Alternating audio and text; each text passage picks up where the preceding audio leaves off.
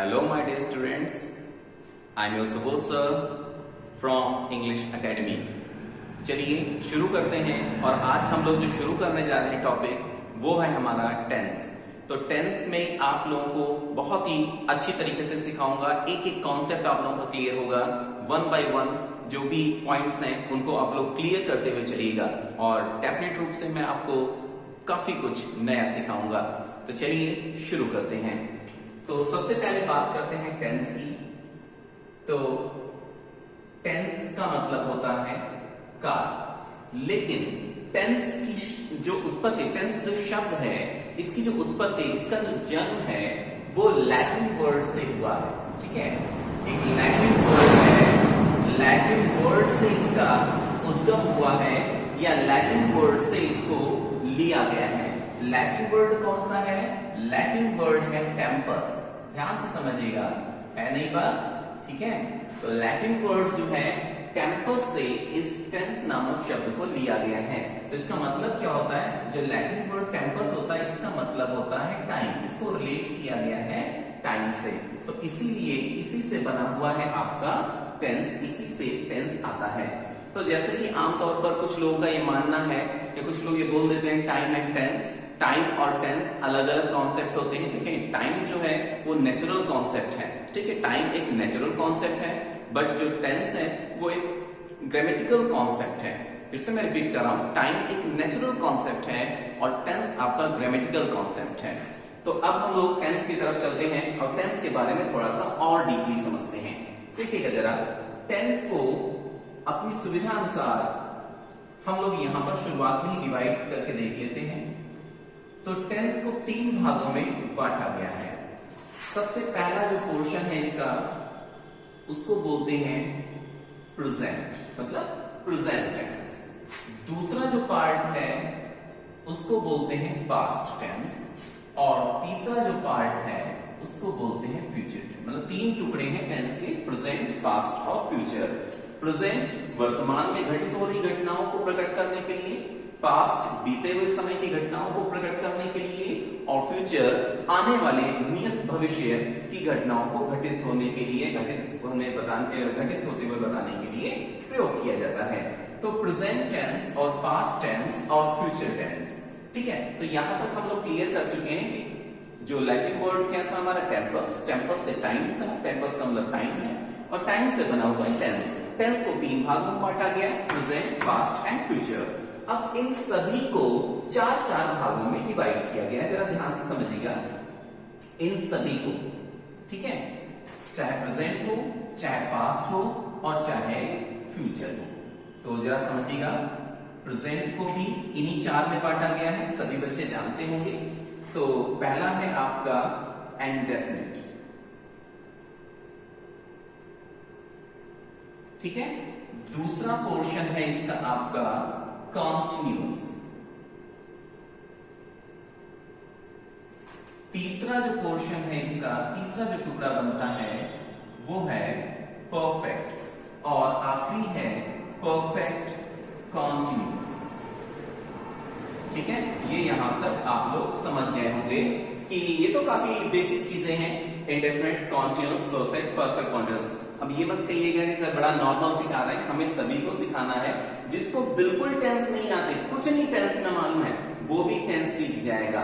ठीक है, इस तरीके से। तो अब इनको भी चार चार भागों में बांटा गया है। इनको कौन से चार चार भागों में बांटा गया है जरा देखिएगा। इनको बांटा गया है अफर्मेटिव में, मतलब इनको कहने का मतलब इन सभी को, इंडेफिनिट को भी, कॉन्टिन्यूअस को भी, परफेक्ट को भी और परफेक्ट कॉन्टिन्यूअस को भी, इन सभी को चार चार भागों में बांटा गया है। सबसे पहला है अफर्मेटिव, दूसरा है नेगेटिव, ठीक है, और तीसरा है इंटरोगेटिव।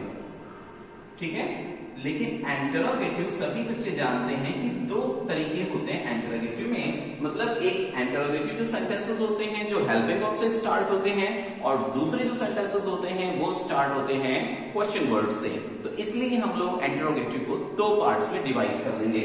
तो यहां पर फर्स्ट कैटेगरी इंटरोगेटिव की और ये रही आपकी सेकंड कैटेगरी। तो ये रहा सेकंड टाइप इंट्रोगेटिव या सेकंड कैटेगरी।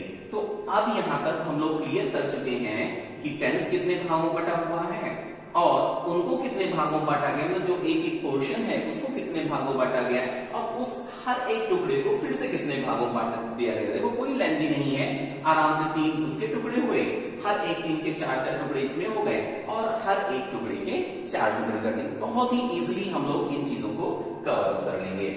तो चलिए आगे शुरू करते हैं।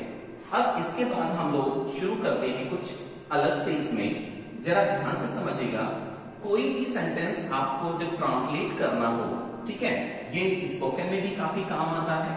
अच्छी तरीके से समझिएगा, कोई भी चीज जब आपको ट्रांसलेट करनी होती है, किसी भी चीज की आपको इंग्लिश बनानी होती है, तो एक काम सबसे पहले करना होता है, वो क्या होता है, उस सेंटेंस को पहचानना होता है। सबसे पहले आपको सेंटेंस पहचानना पड़ेगा कि वो सेंटेंस किस कैटेगरी से बिलोंग कर रहा है, ठीक है। और कैटेगरी के बाद आपको क्लियर करना पड़ेगा कि इसमें कौन कौन सी चीजें दी गई हैं एक सेंटेंस में। और आमतौर पर 3 चीजें होती हैं, सब्जेक्ट, वर्ब और ऑब्जेक्ट, ठीक है। 3 चीजें होती हैं, मैं बोल रहा हूं सब्जेक्ट, वर्ब, ऑब्जेक्ट। तो सबसे पहले हम वर्ब को क्लियर करेंगे। वर्ब का मतलब देखिए यहाँ पे मैं एकदम क्लियर लिखे दे रहा हूं, वर्ब का मतलब हुआ क्रिया, और क्रिया का मतलब आप ऐसे समझ सकते हैं कार्य। मतलब सेंटेंस में सबसे पहले जब पहचानना हो तो आप क्रिया उसमें ढूंढिएगा। तो क्रिया ढूंढना बहुत आसान, बड़ा आसान है। क्यों? क्योंकि जो काम हो रहा है उसको ही क्रिया बोला जाता है। जो काम हो रहा है उसको क्रिया बोला जाएगा। फिर उसके बाद बात आती है सब्जेक्ट निकालिएगा, ठीक है, सब्जेक्ट निकालिएगा। सब्जेक्ट को बोलते हैं कर्ता। कर्ता का मतलब, इसको शॉर्ट में कह दिया गया, मान लीजिए कर्ता, अगर इसको हम एक्सप्लेन कर लें थोड़ा सा अपनी सहूलियत के लिए, तो इसका मतलब होगा करने वाला। मींस जो काम करता है उसको बोलते हैं कर्ता। देखो कितना इजी है भाई। सबसे पहले वर्ब का मतलब काम, और सब्जेक्ट मतलब काम करने वाला। फिर इसके बाद होता है ऑब्जेक्ट का नंबर। ऑब्जेक्ट की बारी आती है। ऑब्जेक्ट का मतलब होता है कर्म, मतलब किस पे इंपैक्ट पड़ रहा है उस चीज का।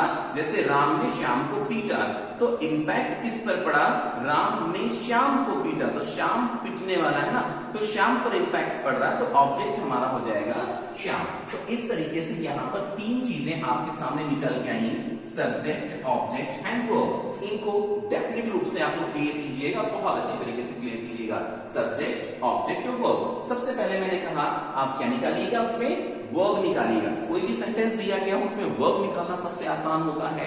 क्यों? क्योंकि जो वर्ब है वो होता है एक काम।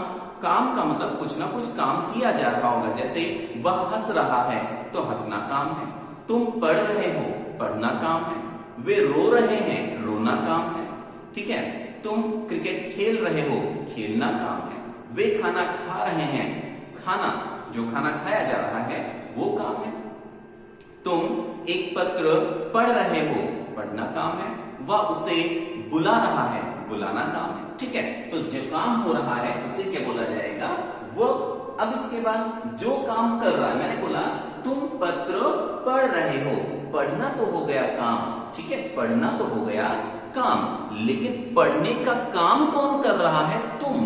तो इसलिए क्या हो जाएगा, सब्जेक्ट हो जाएगा। फिर से मैं रिपीट कर रहा हूं, मैंने कहा पढ़ना तो हो गया काम, भाई तुम पढ़ रहे हो तो इसका मतलब पढ़ना हो गया काम, पढ़ने का काम कौन कर रहा है, तुम, तो तुम हो गया सब्जेक्ट। इस तरीके से हम निकालेंगे। चलिए यहां पर एक दो एग्जांपल समझ लेते हैं।